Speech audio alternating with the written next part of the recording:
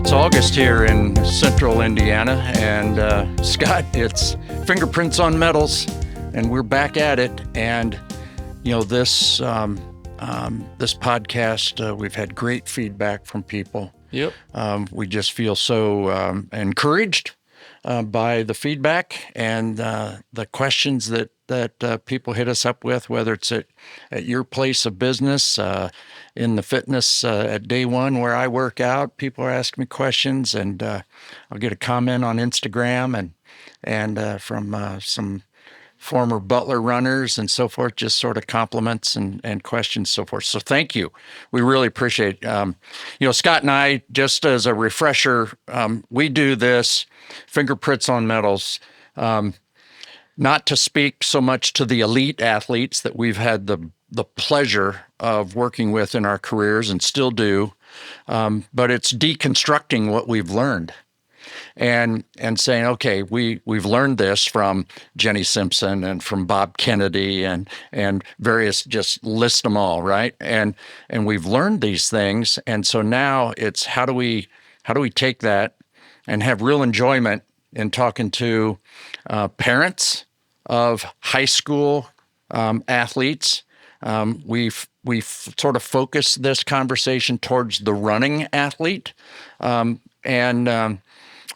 the parents of those athletes, trying to help and educate and support that process, but also the parent, the adult, who's on a fitness journey of their own, regardless of age and so forth. So, Scott, you've had a busy summer, I bet. As we jump back into this podcast, you've been busy. Yeah, it's been a great summer. We've had our high school cross-country strength classes going on Monday and Wednesday evenings, and we're running those right up to school starts for a lot of athletes this week and next week. So we'll take a week off next week, and we'll start right back in that the week of the 17th. So. Yeah, it's August, and everybody does different things coming. It just seems like track season just finished. Yep. At the high school level and the collegiate level. And, of course, the United States Championships, outdoor championships, were in New York City here at late July. And some athletes that we know were there and different results and so forth. And that brings up something that, when you get to championships, you and I talk about this a lot, that sometimes amongst high school athletes, high school runners, they feel like they have to PR at every meet. They feel like has to be their best run ever. And so talk about that a little bit. Yeah, I think as a parent, you want it for your kid, but running's a different sport. I mean, you can't compare it to football or basketball or volleyball, right? Different metrics there. So in running, your kid is not going to PR at every meet. Mm-hmm. I always tell kids you have to have the perfect weather, the perfect course, and eat right that day, and you just work on your performance and your strategy. Yeah. And the if you put the time in and the effort in, those things will come. Well, a coach at Wawasee High School up in northern Indiana says that, summer miles bring fall smiles. Exactly. You put your miles in, you may not win. Only one person wins, and it may not be your best performance ever, but you're building and you're learning, and if you package that correctly, you can be pretty happy come November when the championships occur. Yeah, you can't peak every meet, right? I mean, if you're looking at some top schools in the state, your Carmels, your HSEs, your Guerin Catholics, in Hamilton County, which is rich in tradition, throw in Columbus North down there. Yeah. If you're peaking every meet, then you're not going to be ready for the state meet, which is the ultimate thing. You want to win the state championship. Yeah. And then if you're a really good runner, you're going to take that on into Nike regionals out in Terre Haute, and then on to the nationals if you're fortunate enough to make it there. So you've got to be at the top of your game the end of October. You're right. Instead of August and September. You kind of testing the waters, seeing what's out there. Yeah, so we've jumped in here sort of seasonally, and we want to focus on a particular asset that is available to everybody. And we've talked about it when Greg Moore was on our podcast back in June. He talked a lot about foam roller and how the foam roller is his favorite piece of equipment. Greg, head strength conditioning coach at Butler University in Indianapolis, an extraordinary talent, extraordinary thinker, gets results from his athletes, and he's a huge fan of the foam roller.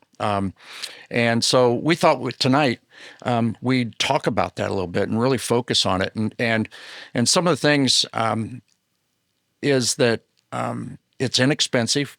$25, $30 with shipping.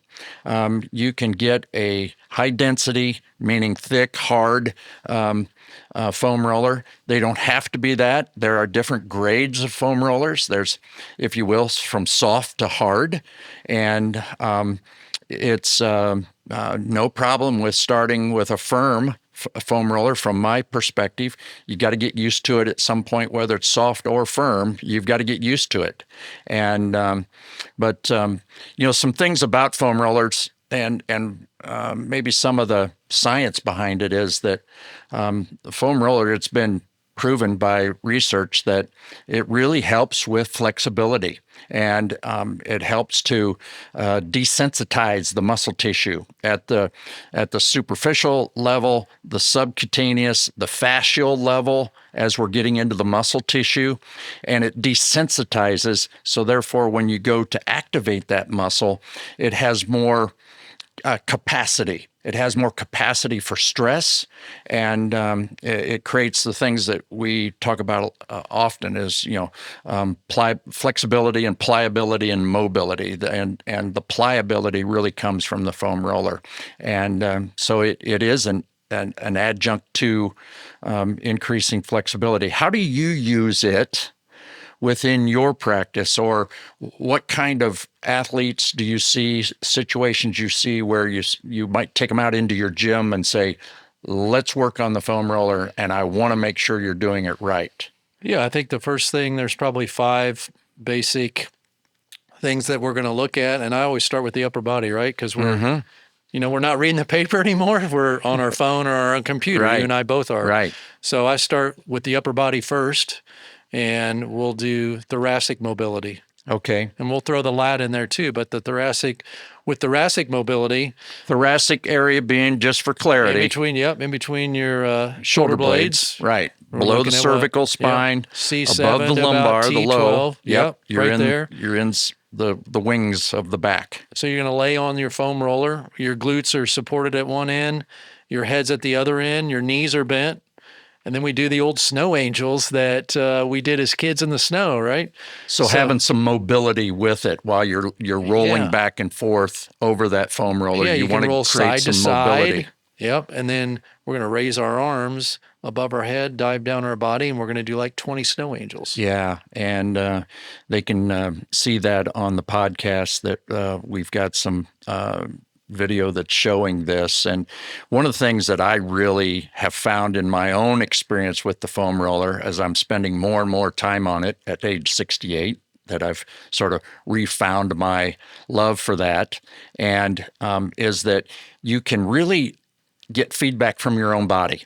As you do those snow angels, and maybe you take your left side and you stretch a little bit further, or you rotate your hand and rotate and see what that feels like on the backside as you're moving through the thoracic area, get into the muscle tissue underneath the shoulder blade and so forth. So I find that you can educate yourself on doing more than, if you will, the initial movement of rolling back and forth. Yeah, exactly. Yeah, so you're mobilizing your thoracic spine and then adding movement to it. Yeah. Then you skip along to the lat there, right? Right. So you lay on the side there like so, and like you said, rotate your hand side to side, but we can roll on that lat area, and you're controlling the amount of weight you put into the foam roller. So you don't have to sit there and grind, but I like 2 minutes at different body parts. Yeah. If you did 20 snow angels, then you're going to do 2 minutes on the right lat, 2 minutes on the left lat. Scott, why in a runner, high school runner, collegiate, adult, we've talked about 2 exercises that have nothing to do with the legs. Yeah. So what's the benefit that they may or may not understand or feel? Is it about breathing? Is it about the ability to withstand distance and stress? Talk about why those two areas you bring up, the lat and the thoracic area. Well, I think it's opening up your chest wall, right? Because you're going to get tired and you're going to cave down and you're going to start going across this way. You don't want to run chest up like the drum major, but you're opening up your chest wall so your lungs can breathe and you can move, and you're loosening up the muscles around your thoracic spine. Perfect. Perfect. So we get into the lower body, and maybe the piriformis is one that.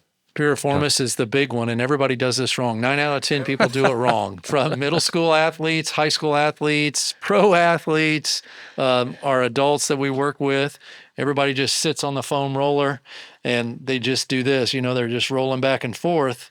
You really have to get in that pretzel position. Yeah. Cross your right leg Right. or your left, lean to the right a little bit, and find those areas that are tight, and seek and destroy, and spend 2 minutes on those tight areas. Maybe 20 seconds in one area, 20 at the other. Yeah. So let's sort of explore some anatomy there. We're talking about the backside, the buttocks. Backside.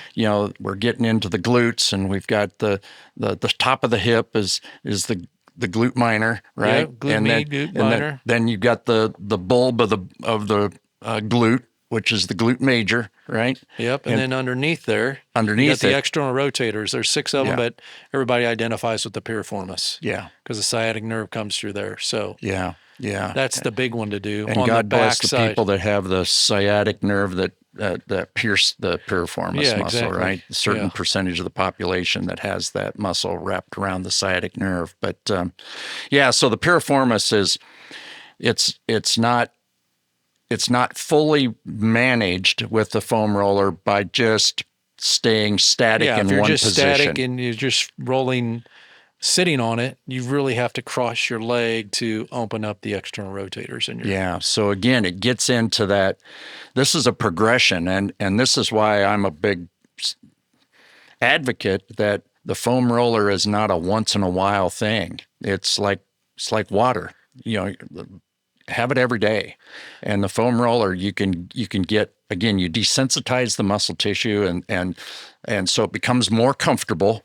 And then you start to create some rotation and movement, and that's where you start to really investigate into your own anatomy and what really gets to the issue. Yeah, and you're trying to hit every person I put on the foam roller that's had either a left hip or right hip issue, they're tighter on that specific side. Then you have them compare side to side.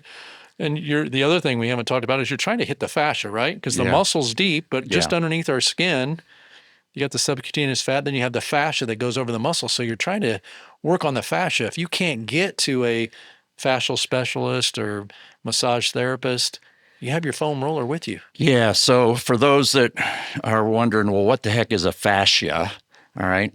My explanation that I always give to athletes, and it seems to help brighten the light bulb a little bit, it's like having saran wrap or some thin plastic that you're wrapping the muscle tissue, okay, to get down to the part of if you're butchering chicken in your kitchen and you've got chicken breasts there and you're pulling the fat off, that tissue between the fat and the meat of the chicken breast is the fascia, right? And so fascia can really create issues for us as active people, because as the muscle responds and reacts, that fascia can sort of squeeze down on that tissue. And so that's why we talk about the fascia and wanting to really address that. And that's from shin splints and the calf to, again, the lat, shoulders, thoracic, but really around the piriformis. And of course, you're going to talk about the TFL also. Yeah, the TFLs, then we go to the front side. It's a small little pesky little muscle. Yeah. It's a medial rotator attached to the IT band. So while you're sitting there doing your piriformis, then you flip to the front side, kind of lay at an angle, and it's just a really small muscle just where your below. Pocket is on your pants. Yep, right? It's just right next About to the where size of the cup of your hand. The bone of your pelvis is right here, and down to the greater troch, and then it attaches onto the IT band there.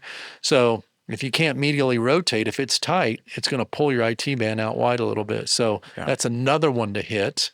And you just go over these spots. I think we said 2 minutes at each spot. So yeah. Matter of fact, research says if you can tolerate up to 90 seconds through a length of a muscle, okay, you don't have to sit right on a specific spot for 90 seconds, but through that TFL and down that IT band or the thoracic region, if you can spend a minute and a half there, research has shown through a lot of population and in various sort of a meta-analysis of foam roller research shows that 90 seconds is sort of that magic time period to spend on a muscle tissue.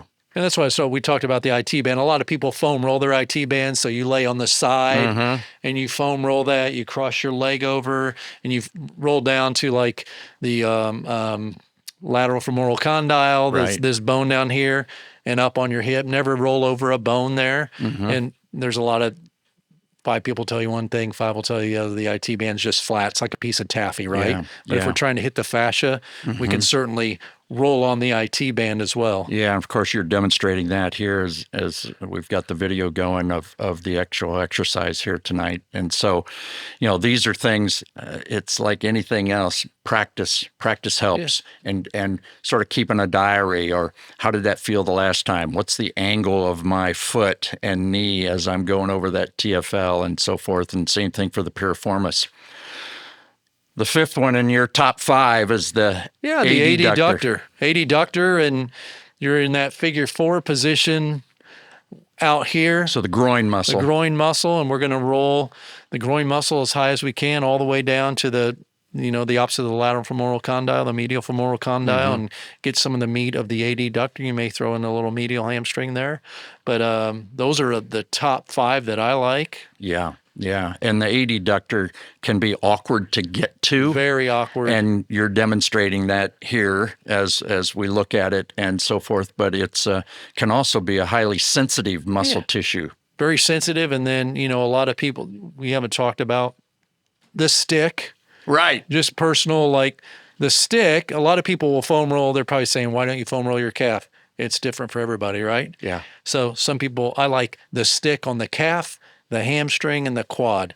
You can certainly foam roll those other places, but I think the stick does a good job in doing that. So body weight is, again, when you put this foam roller activity together, it's $25 to $30 for a really good foam roller that's, if you have it to yourself, it's going to last forever unless you lose it. We've seen athletes as we've traveled globally or locally. A foam roller it's a bit awkward to bring with you. You can't. There is one that you can. You can cut this one in half, or you don't cut it in half, but you can order them. If you take a 12-inch one, you can order them so they're 12 inches long. You throw that in your backpack or your whatever you're going to at the cross country meet, or if there's you're even going on collapsible ones that you can buy that you put together. And then as people may ask, okay, so these are. The one we're demonstrating with tonight and talking about is smooth and surface. Yeah. I know Greg Moore had one with us that had some grooves. Yeah. That's really his favorite. And that grooves can really, particularly like in the thoracic area, can really sort of create grooves down the paraspinous muscles in the thoracic area and the lumbar area. And then you get them with bumps and grooves. It's really your tolerance. There's an old story, Mike Boyle, who's famous in fitness and strength conditioning for years, really did a lot with ice hockey players in the Boston area. And he worked his players up to just straight PVC pipe. Oh, yeah. Right? Just bare PVC with body weight on it. And again, you can desensitize, you can become tolerant, and your fascia becomes tolerant of that external stimulus, which again carries over to performance, carries over to mobility, and the muscle flexibility, which everybody seems to fight, right? And so I really believe that as we're looking to exercise, activation, we talk about activation, as we we activate muscles and we try to warm up and so forth. And we'll talk about that in some other episodes. But if you can take it from us, we've seen the best of the best across all sports that have really invested in the foam roller. You know, Jason Baker, who was a client of ours at St. Took it Vincent to another Sports level with the Performance. PVC pipe. Yeah, Jason Baker was an elite punter in the NFL and spent much of his career, I believe, with Carolina. Yep. And was from Fort Wayne, Indiana. Fort Wayne, Yeah, then Iowa, that's and then right. Carolina. Yeah, he was all about the foam roller as part of his routine. And I was listening to local sports talk radio here in the Indianapolis area this week, and the Indianapolis Colts in the NFL opened their camps. And so they interview different players. And Mo Alley Cox, who's a veteran with the Indianapolis Colts, I really appreciated the questions that they were asking him. And it was sort of like those questions of, between being a rookie and now you're I think a 10-year, 11-year veteran. And he followed our friend Jack Doyle, followed him with the Colts. Converted basketball player to football. Yeah, that's right. Basketball player in college. And but he said, they asked some questions like, what's changed in your preparation? And he talked about his commitment to lifestyle and his commitment to all the other things besides the playbook and being a good teammate and all of those things. But it was massage, which we've had Karen Wiltrout on here from Indy Sports Massage. It's about the foam roller. It's about hands-on care from people such as yourself around the city and others. And it's the commitment. And a high school parent, a parent of a high school runner may say, yeah, well, he's getting paid to do that. Well, he's investing in his health. And while we may not get a paycheck for living longer, we do get a paycheck. We live longer. And the ability to get up out of a chair, the ability to walk, the ability to do things that you want to do. Sometimes we just take it for granted that we can carry groceries out of the grocery store at a certain age, but that we can get out of a car by ourselves and walk up and down stair steps. Those things, to maintain that, to invest in yourself, is that element. And tonight we just bring one with the foam roller. And one of the best things I think parents can do in encouraging their son or daughter to use the foam roller, buy two and do it with them. Yep. And just find out what it's all about. And I think it won't collect dust. Foam roller will be something that you'll enjoy. Let's wrap it up for tonight. Let's wrap it up. Okay. Fingerprints on Metals. Back to you.